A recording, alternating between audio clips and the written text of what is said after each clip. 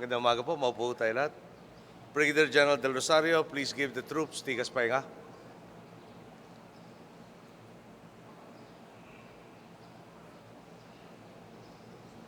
Tikas!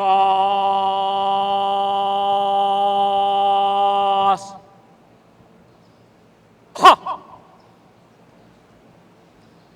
Pinuno ka. Vice President Jejomar Binay, Secretary Voltaire Gasmin, Bishop Leopoldo Tumulak, Chief of Staff General Manuel Bautista, Director General Alan Purisima, Lieutenant General Lauro Catalino de la Cruz, Vice Admiral Jose Luis Alano, Lieutenant General Noel Caballes, Rear Admiral Rodolfo Aisorena, awardees of the 66th anniversary of the Philippine Air Force, former commanding generals, officers, enlisted personnel, and civilian employees of the Philippine Air Force, local government officials present, honorable members of the Foreign Armed Forces Attachés, fellow workers in government, honored guests, mga minamahal ko pong kababayan, magandang umaga po sa inyong lahat. 50 taon na ang nakalipas mula nang rumisponde ang hukbong himpapawid ng Pilipinas sa dalawa sa pinakatanyag nilang misyon. Una ay ang Congo Mission noong Pebrero 1963, kung saan tinulungan ng Philippine Air Force Contingent o PAFCON ang United Nations para pigilan ang pagluba ng kaguluhan sa Congo. Ito ang kauna-unahang hukbong pangipapawid na ipinadala ng Pilipinas sa ibang bansa. Marso naman ng 1963 nang pumutok ang bulkang Gunung Agong sa Bali, Indonesia. Sakay ang ating Air Force paramedics, gayon din ang medical team ng DOH, lumipad ang 7 C-47 ng ating hukbong himpapawid upang magdala ng mga gamot at magbigay luna sa ating karatig bansa. Mahigit 12,600 na konsultasyon, paggagamot at operasyon, bukod pa sa 14,055 na immunosisyon para sa smallpox at cholera ang matagumpay na naisagawa dahil sa Bali Mission. Makalipas man na 50 taon, sumasalamin pa rin ang Congo at Bali Mission sa mga batayang prinsipyong nagbibigay direksyon sa hukbong himpapawid ng Pilipinas hanggang sa ngayon. Ang walang pag-aatubiling pagresponde upang ipagtanggol ang karapatan at kalayaan ng sinumang nangangailangan. Ang kahandaang mag-alay ng oras at kakayahan upang bigyang kalinga ang mga napapatumba ng sakuna, sakit o kahirapan. Habang nagbabalik tanaw tayo sa mayamang kasaysayan ng Philippine Air Force, may isang bagay na kapansin-pansin. Kung noong 1963 may kakayahan tayong tumulong at magpadala ng mga squadron sa ibang bansa, bakit itong mga nakalipas na dekada tila nabalian ng pakpak ang ating hukbong himpapawid at umaasa na lamang tayo sa mga luma at kakarag-karag na eroplano at gamit? Nakakalungkot man pong isipin, umabot tayo sa sitwasyong ganito dahil habang lasing sa kapangyarihan ng mga dating pinuno, lantaran ding nababaliwala ang kapakanan at interes ng mga kawal na Pilipino.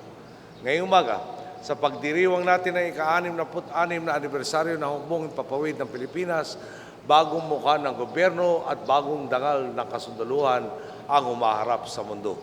Sa loob lamang ng 3 taon, pinatunayan natin ang Philippine Air Force ay muling bumabagwis tungo sa makabagong lakas at matatag na bukas. Nagpapasalamat tayo sa dedikasyon at inisyatiba ni Defense Secretary Voltaire Gasmin upang itaas ang kakayahan at ang kalidad na kagamitan ng ating buong kasundaluhan. Gayun din sa mahusay na tapat na pamumuno ni Lieutenant General Lauro Catalino de la Cruz sa inyong hukbo. Kitang-kita naman sa inyong aktibong pagtatanod kung paano ninyo pinagsisilbihan ang mga Pilipino. Noong nakaraang taon, umabot sa mahigit 28,300 sorties, lampas 1,500 ground operations at halos 4,700 civil military operations ang inyong mga naisagawa. Bukod sa pakibalikat ninyo sa prosesong pangkapayapaan sa Mindanao, kahanga-hanga rin ang bilis ng inyong pagtugon at pagtulong kapag may banta ng bagyo o anumang sakuna. Nakakatuwa ring makita na hindi kayo nadidiskaril sa adhika nating gawing permanente ang tapat at mabuting pamamahala. Dahil sa maayos at masinop na pangangasiwa ng inyong pondo, ayon sa DBM, pumapalo sa 99.6% ang financial obligation efficiency ng Air Force.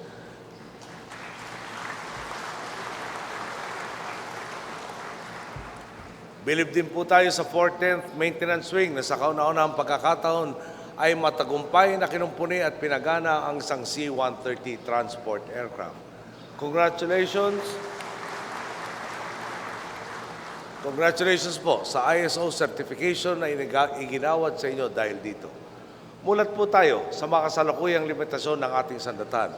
Kaya naman nagpapasalamat tayo sa inisyatiba ng Air Force na kumpunin upang muling mapakinabangan ang ilang eroplano at sasakyan gaya na 17 M35 trucks, isang N-22 Nomad Transport Aircraft, isang UH-1H utility helicopter, isang LC-210 aircraft at isang MG-520 attack helicopter. Siyempre, hindi maaaring habang buhay na umasa na lamang tayo sa mayat-mayang rehabilitasyon at pagkukumpunin ng kagamitan.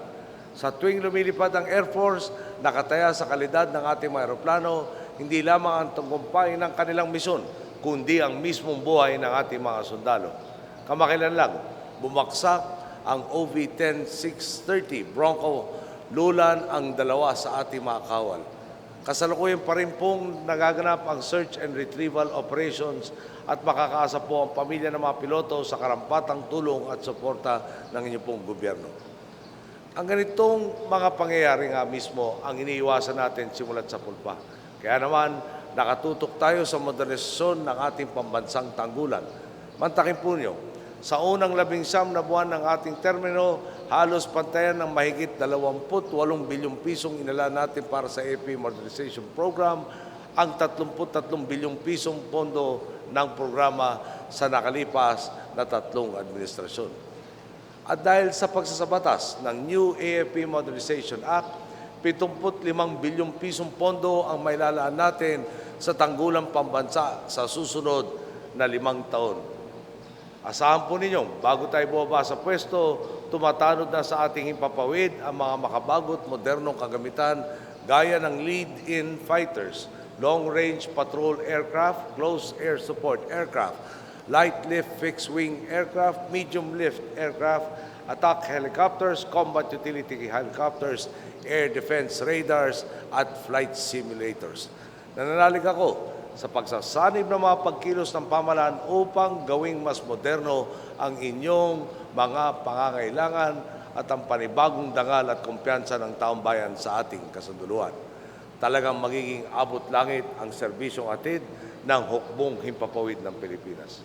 Wala pong duda, unti-unti na tayong pumapasok sa panibagong yugto sa kasaysayan ng Philippine Air Force. Ang dating pambabaliwala sa inyong kapakanan, pinapalitan natin ngayon ng pagtugon sa inyong pangangailangan. Mula man sa mga modernong eroplano hanggang sa mga benepisyo at maayos na pabahay. Ngayon, pinapalakas natin ang kakayahan ng ating hukbong himpapawid. Walang ibang inaasahan ng taong bayan kundi ang buong katapatan ninyong gampanan ang inyong tungkulin. Sa susunod na lumipad kayo, tanawin ninyo ang libu-libong islang bubo sa ating bansa. Isipin ninyo kung ilang Pilipino ang nakatingala. Pinagmamasdan ang pagbagwis nyo sa langit at buong pagmamalaki nilang nasa asambit na salamat at nariyan ang Philippine Air Force. Walang maaaring sumindak o manggipit sa akin. Ligtas ako. Sa lahat ng bubuo ng Philippine Air Force, huwag na huwag natin bibiguin ang ating mga boss. Kaisa ninyo ako sa pagtataguyod ng isang malakas, maasahan at may pagmamalaking hukbong himpapawid ng mga Pilipino. Maraming salamat po. Magandang araw sa inyo lahat. And, Thank you, sir. Please remain standing.